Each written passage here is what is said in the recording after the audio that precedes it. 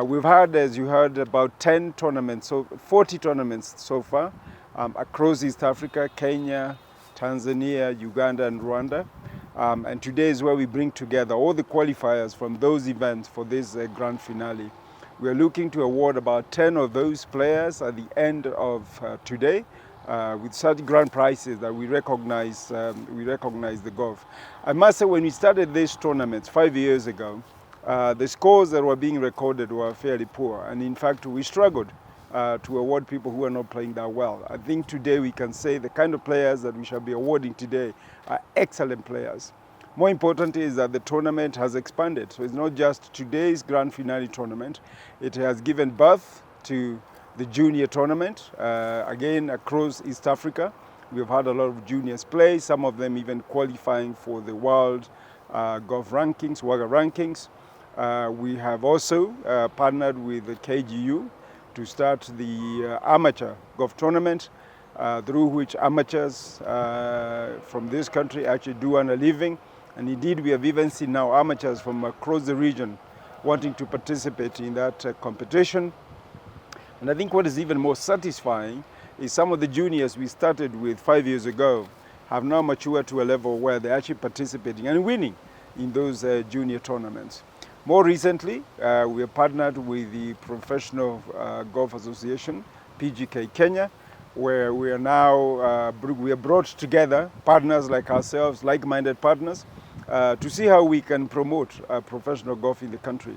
And indeed, I'm sure you've heard of the Equity Tour, which is a collaboration of NCBA and 6 other partners to make that happen. We're still asking for more partners to come along to ensure that the golf journey from junior to recreational to amateur to professional is well covered as a talanta that can produce some hella.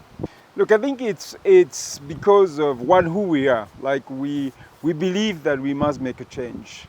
We don't get into something just to make NCBA name be known. We get into something to make a change.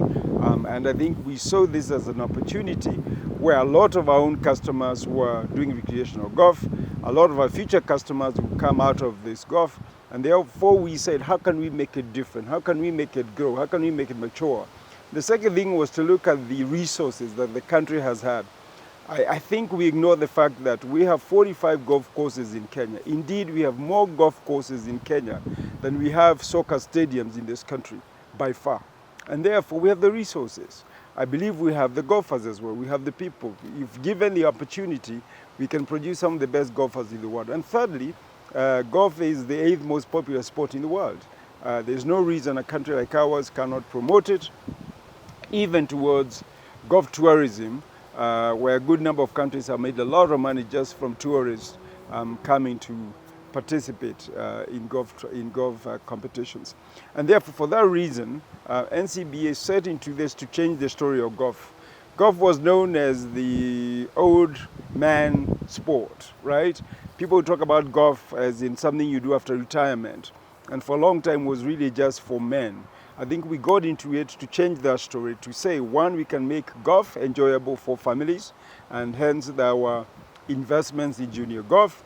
We can make it enjoyable recreationally, even for young people. And I think as you travel around the clubs today, you see a lot of, not necessarily juniors, but young people who are also participating in golf, not just the wazees. And thirdly, that people can make a living out of the sport, which is why we have gone into now supporting professional golfers in Kenya and the amateur golfers to make sure that they can make a living out of this sport. 5 years ago when you started, it was just a few tournaments. Yes. And after 5 years, you have almost 40 legs in the entire East Africa. Where do you want to see this tournament go? Look, I think the last launch we did, or rather when we are launching the sponsorship for the professional golfers of Kenya, we say the focus was on the Olympics, the next Olympics. And so what we are looking at is, can we get Kenyans to go to the Olympics and compete in golf? So I think for us, that is the limit that we are looking at. More importantly, I mean, you hear golfers who make millions and millions of dollars doing this sport. We have caddies who make millions and millions of dollars just being a caddy. Can we get that done in our own country is what we keep asking ourselves. And so I think the sky is the limit. You know, when we launched these, the junior tournaments, again, 5 years ago, I say that in 10 years in 10 years now, we should see a Kenyan in the PGA Tour. I'm still quite convinced that in another now remaining 5 years, we shall see Kenyans in the PGA Tour. And if I look at the scores that the juniors are recording, I mean, a lot of them are consistently playing below par on competitions. I'm quite convinced that we will have the people to participate in PGA tours. Now, if you get people in the PGA tours, you're basically in the Olympics. Now, this was the first year we did the Equity Tour. The Equity Tour is not just a tour. Equity Tour is not just a tour. It's actually a developmental investment. So we're asking for a lot more that you don't see because they're not done on the course. And that means we should see very big improvement in the quality of golf, even from our professionals. So 2026, my bet is that one, we'll see a few more Kenyans qualify in the Kenya Open. That's my bet. Number two is that we shall continue to double down as NCBA. We shall continue to expand the investment that we have made in golf. And also, we are now doing the outreach so that there is more community outreach. I believe in every little school out there, there is an aspiring golfer. If we can make this game exciting, we will be able to pull those talents out from wherever they are hiding. I mean, today some of the best juniors have come from Dubai, where they didn't have a real golf course. I think if we expand that reach, we start to bring the talents that are hidden in homes and elsewhere. So that's what I look forward to in 2026.